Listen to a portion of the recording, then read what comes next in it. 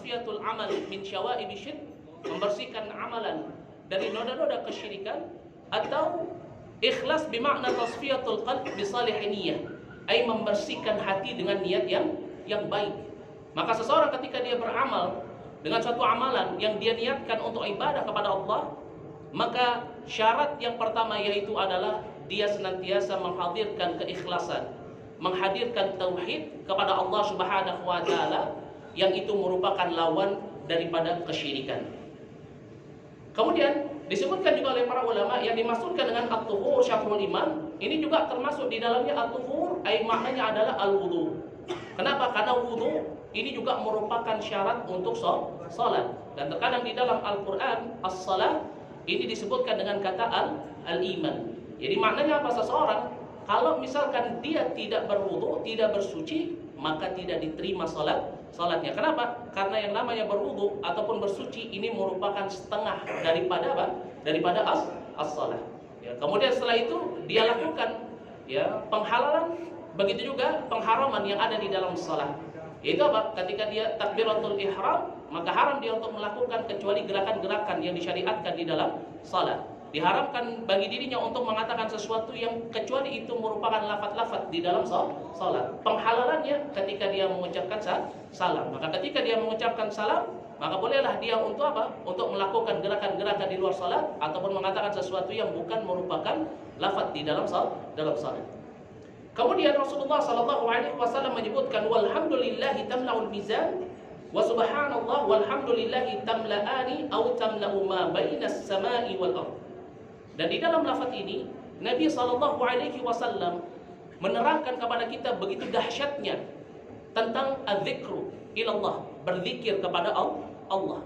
Ya, sampai-sampai Allah Subhanahu wa taala memberikan perintah kepada kita untuk kita senantiasa memperbanyak berzikir kepada Allah Subhanahu wa taala. Disebutkan di dalam surat Al-Ahzab ayat yang ke-41 sampai dengan ayat yang ke-42, Allah Subhanahu wa taala memerintahkan kepada kita, ya ayyuhalladzina amanu, wahai orang-orang yang beriman, udzurullaha dzikran katsira. Berzikirlah kalian kepada Allah dengan zikir yang sangat banyak. Ya wasabbihuhu ya bukratan wa asila.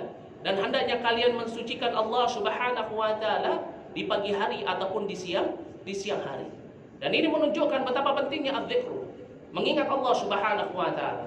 Sampai-sampai Nabi kita sallallahu alaihi wasallam, seorang yang telah diampuni dosanya yang telah lalu dan yang akan datang, seseorang yang dia telah dijamin masuk syurga oleh Allah Subhanahu wa taala, seseorang yang Allah Subhanahu wa taala cintai dan ridai, seseorang yang Allah jadikan sebagai khaliluh, sebagai kekasihnya, beliau sendiri tidak terlepas untuk berzikir kepada Allah Subhanahu wa taala.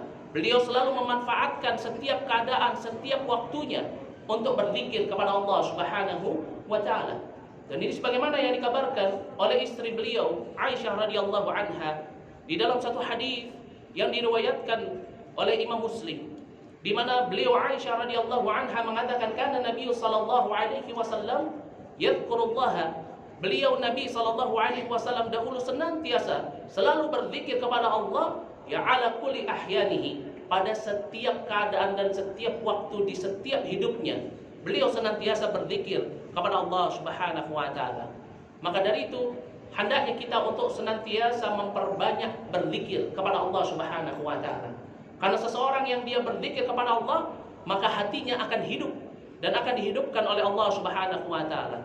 Adapun seseorang yang dia meninggalkan berzikir kepada Allah, dia enggak mau mengingat Rabbnya, dia enggak mau mengingat Zat yang telah menciptakannya dan yang telah mengatur alam semesta untuknya.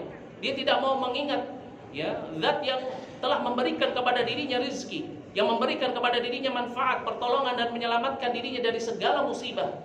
Maka hatinya seperti orang yang mati. Dan ini sebagaimana yang disebutkan oleh Nabi kita Muhammad sallallahu alaihi wasallam tentang perumpamaan orang yang senantiasa berzikir kepada Allah dan orang yang meninggalkan untuk berzikir kepada Allah Subhanahu wa taala. Disebutkan di dalam hadis dari sahabat Abu Musa Al-Asy'ari radhiyallahu anhu yang diriwayatkan oleh Imam Bukhari. Kata Rasulullah sallallahu alaihi wasallam, "Matsalul ladzina yadhkuruna rabbahum wal ladzina la yadhkuruna rabbahum ya matsalul hayy wal mayyit, yakni perumpamaan orang yang dia senantiasa berzikir kepada Rabbnya dengan orang yang tidak mau berzikir kepada Rabbnya, yaitu seperti permasalahan atau permisalan al-hayy, yang hidup, wal mayyit, dan yang telah mati. Maka dari itu penting bagi kita ayuhal ikhwah untuk senantiasa berzikir kepada Allah Subhanahu wa taala, terutama berzikir dengan kalimat at-tasbih dan juga dengan kalimat at-tahmid. Kenapa? Karena kalimat tasbih subhanallah subhanallah, begitu juga diikuti dengan kalimat tahmid walhamdulillah walhamdulillah, atau subhanallah walhamdulillah. Ini merupakan dua kalimat yang sangat ringan untuk kita ucapkan, sangat ringan untuk kita katakan. Dua kalimat ini tetapi memiliki timbangan yang sangat berat, dan juga merupakan dua perkataan yang dicintai oleh Allah Subhanahu wa taala. Disebutkan di dalam hadis dari sahabat Abu Hurairah radhiyallahu anhu yang diriwayatkan oleh Imam Bukhari dan Muslim, kata Rasulullah sallallahu alaihi wasallam, kalimatan khafifatan fil lisan habibatan ila rahman thaqilatan fil mizan, subhanallah wa bihamdi subhanallahil azim. Disebutkan di dalam hadis Nabi sallallahu alaihi wasallam ada dua kalimat kata beliau, ya khafifatan, ya, yang itu merupakan kalimat yang sangat mudah ala lisan untuk diucapkan oleh lisan, tetapi thaqilatan fil mizan, akan tetapi memberatkan timbangan, ya, dan habibatan ila rahman, dan kalimat itu dicintai oleh Allah Subhanahu wa taala, yaitu apa? Subhanallah wa bihamdi. Dan sebagaimana yang dikabarkan oleh Nabi sallallahu alaihi wasallam di dalam hadis ini, bahwasanya kalimat at-tahmid dan juga at-tasbih, jadi seseorang mengucapkan alhamdulillah, seseorang mengucapkan subhanallah, ini merupakan apa? Merupakan dua kata yang senantiasa memberatkan timbangan, timbangan di hari hisab. Ya, bahkan Nabi sallallahu alaihi wasallam mengatakan selain memberatkan dua timbangan, ini juga bisa memenuhi antara langit dan bumi, masya Allah. Dan inilah zikir kepada Allah Subhanahu wa taala. Sesuatu yang sangat mudah untuk kita lakukan, sesuatu yang sangat mudah untuk kita ucapkan, akan tetapi terkadang kita lalai di dalamnya. Kenapa? Karena kebiasaan kita sebagai seorang manusia, kita melihat sesuatu itu kecil, padahal itu merupakan sesuatu yang besar di sisi Allah. Dan kita melihat sesuatu itu besar, padahal itu adalah sesuatu yang kecil di mata Allah. Sebagaimana seseorang melihat ibadah zikir ini sebagai ibadah yang sepele, sehingga kebanyakan dari kita meninggalkan perbuatan ini. Bahkan ketika Allah memberikan kepada kita waktu luang, bahkan ketika Allah Subhanahu wa taala memberikan kepada kita kesempatan, kita tidak disibukkan dengan sesuatu apapun, sangat mudah bagi kita untuk berzikir kepada Allah dengan kalimat zikir subhanallah wa bihamdi subhanallah wa bihamdi. Akan tetapi karena kita meremehkan amalan ini, menyebabkan kita lalai darinya. Allah Subhanahu wa taala berfirman di dalam surat An-Nur ayat yang ke-15, wa tahsabuna hayyinan wa huwa indallahil azim. Kalian menyangka sesuatu itu kecil, padahal di sisi Allah itu adalah sesuatu yang azimun, sesuatu yang besar. Yaitu apa? Az-zikr. Bahkan Nabi sallallahu alaihi wasallam, beliau adalah seseorang yang telah dijamin masuk surga oleh Allah Subhanahu wa taala. Beliau sendiri mengatakan di dalam hadis yang diriwayatkan oleh Imam Muslim dari sahabat Abu Hurairah radhiyallahu anhu, beliau mengatakan, wallahi la inni la astaghfirullah wa atubu ilaihi fil yawm aktsaru min 70 marrah. Nabi sendiri mengatakan, demi Allah, aku di dalam satu hari itu beristighfar kepada Allah, berzikir kepada Allah dengan istighfar, begitu juga bertobat kepada Allah itu lebih banyak daripada 70 kali. Adapun kita, apa yang kita lakukan pada hari ini? Apakah kita telah berzikir kepada Allah dengan tasbih wa tahmid wa takbir wa tahlil? Ataukah kita bertasbih kepada Allah Subhanahu wa taala dengan kalimat-kalimat yang Allah Subhanahu wa taala cintai? Maka Nabi sallallahu alaihi wasallam, beliau seseorang yang telah diampuni dosa-dosanya yang telah lalu dan yang akan datang, beliau senantiasa memperbanyak berzikir di dalam setiap hari. Bahkan Allah Subhanahu wa taala memerintahkan beliau ketika ajal mendekati beliau, hampir datang kepada beliau, Allah Subhanahu wa taala memerintahkan kepada Nabi kita Muhammad sallallahu alaihi wasallam untuk memperbanyak mengucapkan kalimat tasbih, begitu juga kalimat tahmid. Dan ini sebagaimana yang disebutkan di dalam firman Allah Subhanahu wa taala di dalam surat An-Nasr ayat yang ke-1 sampai dengan ayat yang ke-3, di mana Allah Subhanahu wa taala berfirman, "Idza jaa nasrullahi wal fath wa ra'aitan nas yadkhuluna fi dinillahi afwaja fasabbih bihamdi rabbika wastaghfir. Di dalam surat ini, di dalam ayat ini, Allah memerintahkan kepada nabinya untuk apa? Untuk senantiasa bertasbih dan juga senantiasa bertahmid dan juga beristighfar kepada Allah Subhanahu wa taala. Adapun surat ini, ayat ini merupakan tanda bahwasannya tugas Nabi Shallallahu alaihi wasallam telah selesai. Ketika pintu Makkah telah terbuka bagi orang-orang yang beriman dan juga kaum muslimun dan juga banyak manusia yang masuk ke dalam agama Islam, ini menunjukkan telah selesainya tugasnya Nabi Shallallahu alaihi wasallam di dalam menyampaikan ar-risalah, di dalam mendakwahkan agama tauhid, agama Islam di muka bumi ini, dan ajal akan segera menanti beliau. Maka dari itu Allah Subhanahu wa taala memerintahkan beliau untuk memperbanyak berzikir dengan kalimat tasbih, dengan kalimat tahmid, juga dengan kalimat al-istighfar. Maka dari itu Aisyah radhiyallahu anha di dalam satu hadis yang diriwayatkan oleh Imam Bukhari dan Muslim, beliau mengatakan karena Nabi sallallahu alaihi wasallam, dahulu Nabi sallallahu alaihi wasallam yukthiru, beliau senantiasa memperbanyak ya fi sujudihi wa ruku'ihi, di dalam sujudnya dan juga di dalam rukuknya setelah turunnya surat ini, ayat-ayat ini di akhir-akhir kehidupan Nabi sallallahu alaihi wasallam dengan kalimat tasbih wa tahmid. Subhanallah, subhanakallah wa bihamdika, Allahumma ighfirli. Rasulullah sallallahu alaihi wasallam senantiasa membaca tasbih di dalam rukuknya dan juga sujudnya, dan juga tahmid di dalam rukuknya dan sujudnya, dan Nabi sallallahu alaihi wasallam juga senantiasa beristighfar kepada Allah Subhanahu wa taala. Maka dari itu ayyuhal ikhwah, penting bagi kita untuk senantiasa mengingat Allah Subhanahu wa taala. Karena mengingat Allah Subhanahu wa taala ini sesuatu yang dapat memberatkan timbangan kita, di mana nanti fi yaumil hisab kita tentunya sangat butuh terhadap sesuatu yang bisa memberatkan timbangan kita agar kita bisa dimasukkan oleh Allah Subhanahu wa taala ke dalam surganya dan diselamatkan oleh Allah Subhanahu wa taala dari siksa api neraka. Kemudian Rasulullah sallallahu alaihi wasallam beliau juga menerangkan di dalam hadis ini bahwasannya as-salatu nurun, bahwasannya salat itu merupakan nur. Jadi merupakan apa? Cahaya. Di mana kita ketahui bahwasannya salat, ini yang dimaksud di sini adalah salat apa? Salawatul khams. Ini apa? Salat 5 waktu yang diwajibkan untuk kita. Yang dimana salat 5 waktu ini merupakan tiang daripada agama. Seseorang yang dia menjaganya, maka Allah Subhanahu wa taala akan memberikannya cahaya. Allah Subhanahu wa taala akan memberikannya petunjuk. Allah Subhanahu wa taala akan menyelamatkannya kelak ketika dia berada di hari kiamat. Jadi seseorang yang dia menjaga salatnya, maka Allah Subhanahu wa taala pasti akan menjaganya dengan memberikan cahaya kepada dirinya. Maka dari itu disebutkan bahwasannya as-salatu nurun, bahwasannya salat itu merupakan cahaya.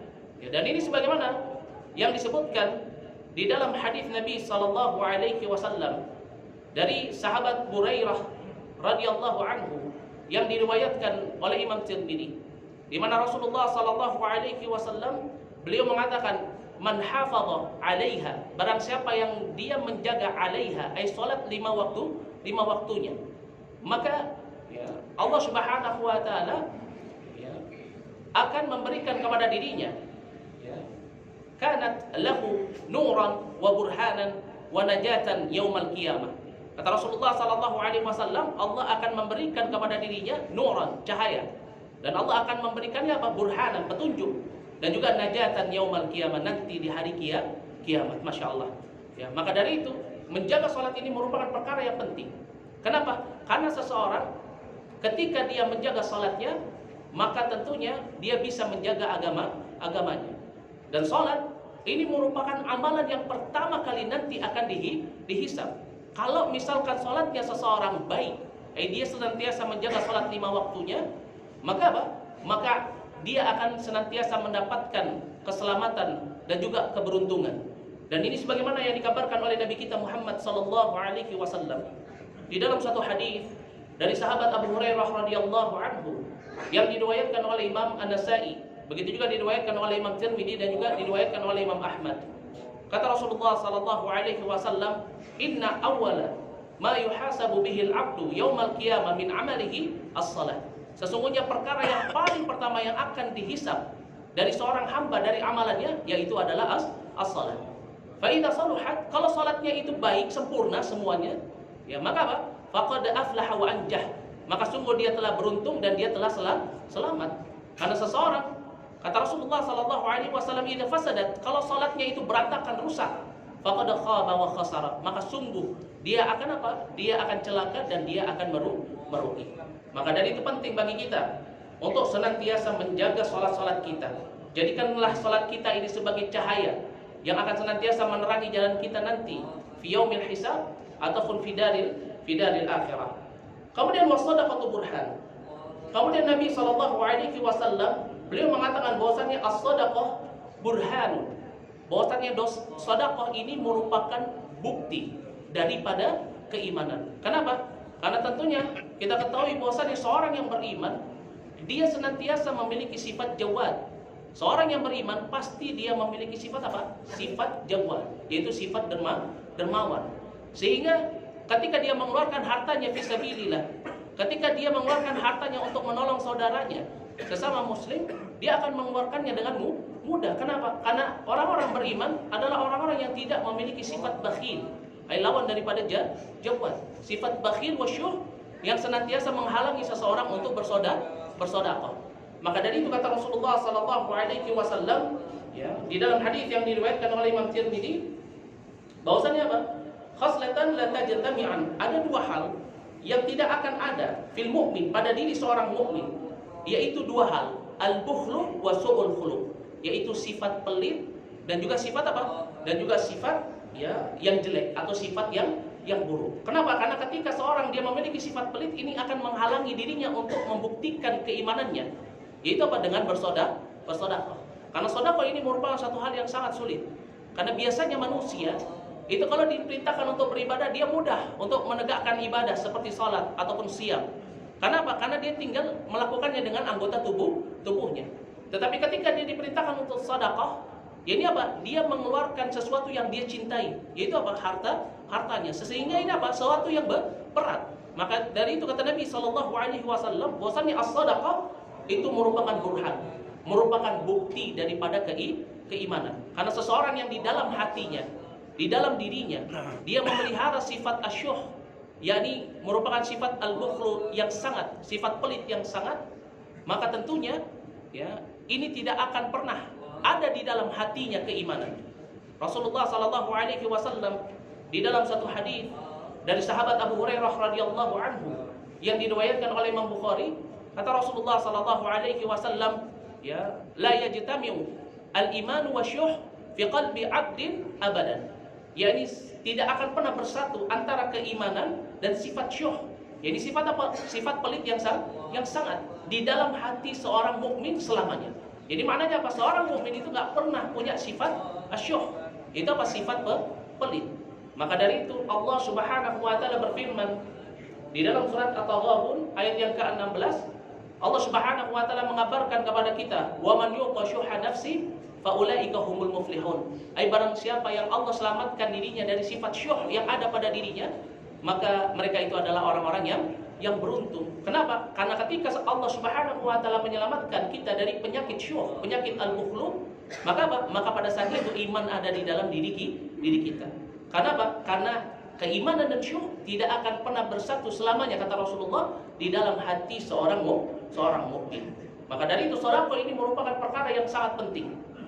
Sampai-sampai Rasulullah sallallahu alaihi wasallam memerintahkan kepada kita untuk kita senantiasa menjaga diri kita dari api neraka dengan bersedekah meskipun kita hanya mengeluarkan setengah biji kurma. Disebutkan di dalam hadis dari sahabat Abu Hurairah radhiyallahu anhu yang diriwayatkan oleh Imam Bukhari, kata Rasulullah sallallahu alaihi wasallam, "Fattaqun nara walau bi syiqqi tamratin." Yani berhati-hatilah kalian atau jagalah diri kalian dari yang namanya api neraka walaupun hanya dengan setengah butir kurma. Begitu juga sedekah. Sedekah ini bisa menggugurkan kesalahan-kesalahan kita. Sebagaimana kita ketahui bahwasanya kita ini merupakan seorang manusia yang senantiasa pasti terjatuh ke dalam kesalahan. Karena Nabi sallallahu alaihi wasallam mengabarkan kepada kita, kullu bani Adam khata'. Maka pastilah kita pernah terjatuh ke dalam kesalahan. Baik itu kesalahan yang disengaja ataupun kesalahan yang tidak disengaja. Maka dengan bersedekah, maka Allah Subhanahu wa taala akan menggugurkan kesalahan-kesalahan kita sebagaimana air yang memadamkan api. Dan ini sebagaimana yang disebutkan di dalam hadis Nabi sallallahu alaihi wasallam yang diriwayatkan oleh Imam Al-Baihaqi dan disebutkan di dalam kitab Syu'abul Iman, di mana Rasulullah sallallahu alaihi wasallam mengabarkan as-shadaqah, bahwasanya yang namanya sedekah tudfi'ul khati'ata kama yudfi'ul ma'un nara. Sedekah itu bisa menggugurkan dosa-dosa sebagaimana air yang memadamkan api. Maka dari itu ini merupakan perkara yang sangat penting bagi kita untuk kita senantiasa beramal dengan amalan ini. Kita memperbanyak berzikir, kita menjaga salat kita, dan kita memperbanyak untuk bersedekah. Karena sedekah yang dikeluarkan dalam sedekah yang dikeluarkan dengan sedekah fisabilillah, maka ini akan menjadi jariyah bagi kita. Di mana ini adalah suatu hal yang sangat kita butuhkan ketika apa? Ketika ajal telah menjemput kita. Ketika kita telah meninggalkan dunia ini, maka ada 3 amalan yang tidak akan terputus. Dan yang pertama disebutkan oleh Nabi sallallahu alaihi wasallam, yaitu adalah shadaqatul jariyah. Disebutkan di dalam hadis dari sahabat Abu Hurairah radhiyallahu anhu yang diriwayatkan oleh Imam Muslim. Kata Rasulullah sallallahu alaihi wasallam, "Idza mata al-insan inqata'a anhu 'amaluhu illa min 3." Jika manusia telah meninggalkan dunia ini, terputus seluruh hubungannya, seluruh amalannya, kecuali 3 perkara. Yang pertama, shadaqatun jariyah wa 'ilmun yuntafa'u bih wa waladun salih yad'u lahu. Yang pertama kata Rasulullah, dia adalah sedekah jariyah. Yakni seseorang dia mengeluarkan hartanya karena Allah Subhanahu wa taala dan diperuntukkan untuk kemaslahatan kaum muslimun atau untuk fisabilillah. Seseorang dia membeli lampu di masjid, atau seseorang dia membeli karpet untuk orang salat di masjid. Seseorang dia membeli Al-Qur'an untuk orang bisa membacanya, ataupun yang semisalnya yang membuat kaum muslimun mudah untuk beribadah kepada Allah Subhanahu wa taala, maka ini termasuk daripada shadaqatul jariyah. Kemudian Rasulullah sallallahu alaihi wasallam beliau mengabarkan wasabru diyaun, dan kesabaran ini adalah diyaun. Kesabaran ini merupakan apa? Merupakan diya. Disebutkan as-sabru diyaun, wasalatu nurun. Sedangkan salat disebut sebagai nur, yakni cahaya. Sedangkan as-sabru diyaun disebut sebagai pelita. Apa bedanya cahaya dengan pelita? Kalau misalkan kita menggunakan kasyaf, menggunakan senter, maka yang keluar adalah apa? Cahaya. Kalau kita menggunakan lampu pijar, maka yang keluar adalah apa? Dia, yaitu apa? Pelita. Apa perbedaannya? Nur, cahaya itu tidak membawa hararah. Sedangkan apa? Sedangkan lampu pijar, dia, pelita itu selalu bersamaan dengan yang namanya apa? Hararah. Karena dia tercipta dari apa? Dari api yang dibakar. Maka dari itu Rasulullah SAW menyebutkan as-sabru diyaun. Sabar ini merupakan dia. Kenapa? Karena seperti matahari. Itu apa? Membawa apa? Panas. Allah Subhanahu wa taala berfirman di dalam surat Yunus ayat yang kelima, ja'ala syamsa diya.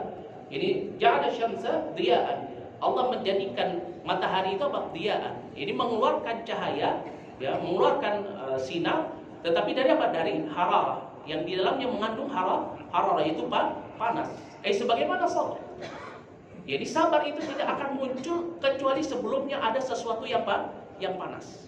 Maka dari itu kata Rasulullah sallallahu alaihi wasallam, seseorang yang dia bisa menghadirkan rasa sabar di dalam dirinya, karena sebab apa? Dia. Ini karena sebab apa? Pelita. Karena sebab di situ ada rasa panas. Wal Qur'anu hujjatun laka aw 'alaika. Kemudian Nabi sallallahu alaihi wasallam beliau menerangkan bahwasanya Al-Qur'an hujjatun laka aw 'alaika. Bahwasanya Al-Qur'an ini merupakan hujjah untukmu atau atas dirimu. Al-Quran menjadi hujjah untukmu ketika engkau membacanya, ketika engkau memahami maknanya, ketika engkau mengamalkan apa yang terkandung di dalamnya. Maka ini menjadi hujjah bagi kita. Karena di dalam Islam tidaklah suatu amalan yang dilakukan oleh seorang muslim, maka hendaknya dia dibangun di atas ilmu. Yaitu dibangun di atas Alkitab wa Sunnah. Maka ketika seseorang dia mengamalkan apa yang ada di dalam Al-Quran, dia beribadah sesuai dengan apa yang ada di dalam Al-Quran atau apa yang dicontohkan oleh Nabi SAW, dia beragama sebagaimana agama yang disyariatkan di dalam Al-Quran, yang Allah Subhanahu wa taala tetapkan di dalam kalam Allah. Maka Al-Quran ini menjadi hujjah bagi dirinya.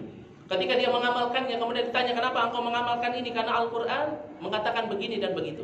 Karena Allah Subhanahu wa Ta'ala di dalam Al-Quran yang menerangkan, memerintahkan begini, mengharamkan kepada saya begitu. Maka Al-Quran ini menjadi hujjatun laka. Tetapi Al-Quran juga menjadi hujjah atas dirimu. Ketika apa? Ketika seseorang dia tidak membaca Al-Quran, dia tidak mau memahami Al-Quran, dia tidak mau mempelajari Al-Quran, padahal di sekitarnya ada orang-orang yang mengajarkan Al-Quran, padahal di sekitarnya ada orang-orang yang senantiasa menyampaikan apa yang terkandung di dalam Al-Quran, tetapi dia tidak mau peduli. Dia biarkan dirinya berada di dalam kejahilan, sehingga akhirnya dia terjatuh ke dalam hal-hal yang diharamkan oleh Allah Subhanahu wa Ta'ala. Dia terjatuh ke dalam hal-hal yang di sana merupakan dosa yang sangat besar daripada dosa-dosa besar. Di antaranya yang terbesar yaitu adalah kesyirikan kepada Allah Subhanahu wa Ta'ala. Maka ketika seseorang dia terjatuh ke dalam kesyirikan, di mana ini merupakan khatirat, ini merupakan bahaya yang azimah, yang sangat besar, ya.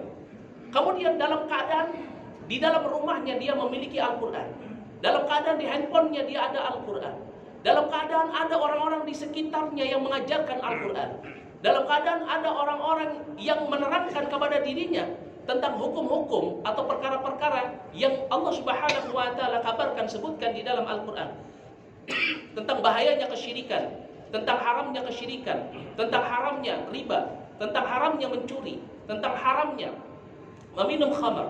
Kemudian dia terjatuh ke dalamnya karena dia tidak mau membacanya, tidak mau membukanya, tidak mau mempelajarinya. Maka Al-Quran menjadi hujjatun alaika, menjadi hujjah atas dirimu.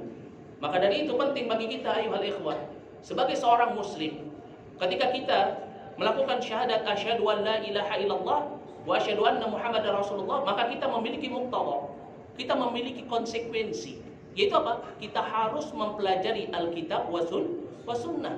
Kita harus memahami, mengetahui apa yang ada di dalam Al-Quran. Jangan biarkan diri kita tenggelam di dalam kejahilan. Jangan biarkan diri kita tenggelam di dalam kemaksiatan, terjatuh ke dalam kesyirikan, karena sebab kita tidak mau mempelajari Al-Quran. Karena ketika Al-Quran itu ada di dalam rumah kita, Al-Quran itu ada di sekitar kita, maka dia akan menjadi hujjah bagi diri kita dan juga atas diri kita, sehingga tidak ada alasan lagi bagi kita terjatuh ke dalam perkara yang diharamkan oleh Allah, karena sebab kita tidak mengetahuinya. Kenapa? Karena Al-Quran telah ada di rumah kita, Al-Quran dekat dengan kita, tetapi kita yang tidak mau mempelajari Al-Quran. Wa'iyadu billah. Kemudian Nabi SAW menyebutkan kullun nas yaghdu, setiap manusia yaghdu. Itu apa? Setiap manusia dia pada pagi hari keluar. Ini keluar apa? Keluar untuk mencari rezeki Allah Subhanahu wa Ta'ala. Faba'i'un nafsa. Maka ada sebagian dari mereka yang menjual dirinya. Itu apa? Dia menjual dirinya untuk dunia. Sehingga dia menggadaikan keimanannya, dia menggadaikan ketakwaannya kepada Allah Subhanahu wa Ta'ala. Sebagaimana orang-orang yang ketika dia keluar di pagi hari, ya, dia mencari rezeki Allah dengan cara yang buruk, dengan cara yang jelek, dengan cara yang diharamkan oleh Allah Subhanahu wa Ta'ala. Misalkan menipu atau mencuri, seorang pedagang yang menipu orang yang membeli barang dagangannya, atau orang yang mencuri, yang dia menipu orang lain untuk mendapatkan hartanya, atau apa? Orang yang melakukan transaksi ribawiyah. Jadi pagi hari dia keluar untuk melakukan transaksi ribawiyah. Wa'iyadu billah.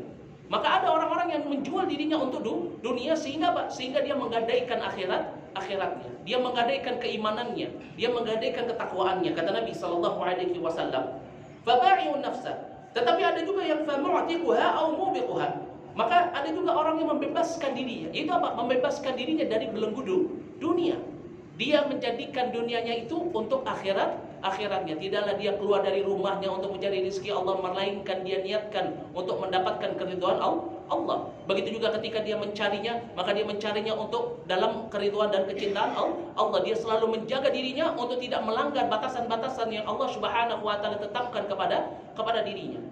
Ada manusia yang seperti orang yang seperti maka dia telah membebaskan dirinya daripada dunia. Dia nggak akan menjadi hamba-hamba dunia, melainkan dia akan menjadi hamba-hamba Allah Subhanahu wa Ta'ala.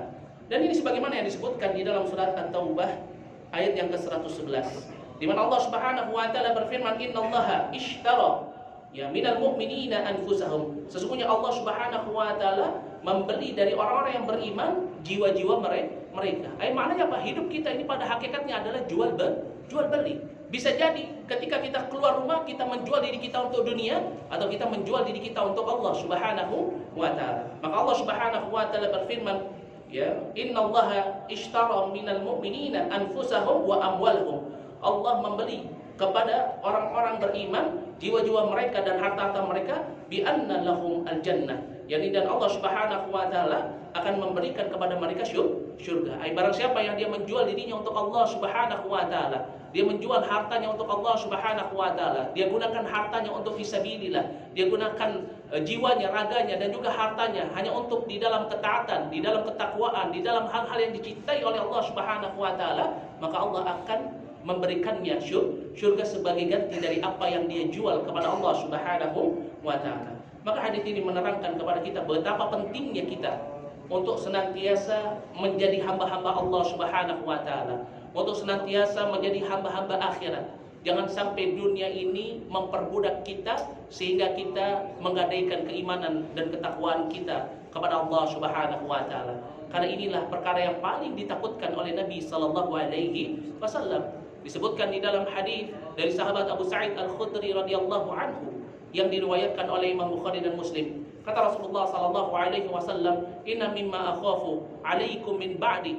Ya, sesungguhnya perkara yang paling aku takutkan terjadi kepada kalian setelah sepeninggalanku, kata Nabi sallallahu alaihi wasallam, "Ma yuftahu 'alaikum ya min zahrati dunya wa zinatiha." Yani Allah Subhanahu wa taala membukakan untuk kalian min zahrati dunya wa zinatiha, dari bunga-bunga dunia dan juga perhiasan-perhiasan dunia, sehingga membuat kalian lalai dari beribadah kepada Allah, sehingga membuat kalian lalai untuk menjaga ketakwaan kepada Allah, sehingga membuat kalian lalai, sehingga kalian terjatuh ke dalam apa? Perkara yang diharamkan dan dibenci oleh Allah Subhanahu wa taala.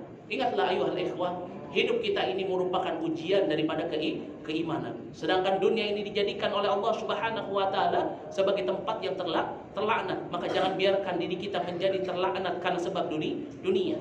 Disebutkan di dalam hadis dari sahabat Abu Hurairah radhiyallahu anhu yang diriwayatkan oleh Imam Tirmidzi. Kata Rasulullah sallallahu alaihi wasallam, "Innad dunya mal'unatun wa mal'unun ma fiha illa dzikrullah wa man walah wa 'alimun aw muta'allim." Rasulullah sallallahu alaihi wasallam mengabarkan sesungguhnya dunia itu terlaknat dan terlaknatlah apa yang ada di dalamnya, hinalah apa yang ada di dalamnya kecuali zikrullah, kecuali orang yang senantiasa berzikir kepada Allah, wa man wala, dan orang yang senantiasa menjaga ketaatan. Itu apa? Orang yang menjaga salatnya, orang yang menjaga ketakwaannya, wa alimun au muta'allim, dan orang yang menuntut ilmu dan orang yang mengamalkan ilmu tersebut, yang menjadikan Al-Qur'an was sunnah itu sebagai pedoman di dalam hidupnya. Maka mereka lah orang-orang yang terlepas dari terlaknatnya dunia dan kehinaan dunia. Maka ini merupakan hadis yang sangat penting untuk kita senantiasa mengingatnya tentang amalan-amalan yang senantiasa mengantarkan kita kepada syurganya Allah Subhanahu wa taala, tentang pentingnya kita untuk selalu menjaga ketakwaan kepada Allah Subhanahu wa taala. Mungkin ini yang bisa saya sampaikan pada kesempatan siang hari yang berbahagia ini. Ya, semoga Allah Subhanahu wa taala senantiasa menambahkan keimanan kita dengan kita duduk bermajelis ilmu, dan semoga Allah Subhanahu wa taala senantiasa memperkokoh benteng ketakwaan kita dengan kita mengetahui hadis Nabi sallallahu alaihi wasallam dan mengamalkannya. Dan semoga Allah Subhanahu wa taala senantiasa mempertemukan kita kembali di dalam majelis ini, di dalam hadis yang berikutnya yang ditulis oleh Imam Nawawi di dalam kitab beliau Arba'in An-Nawawi.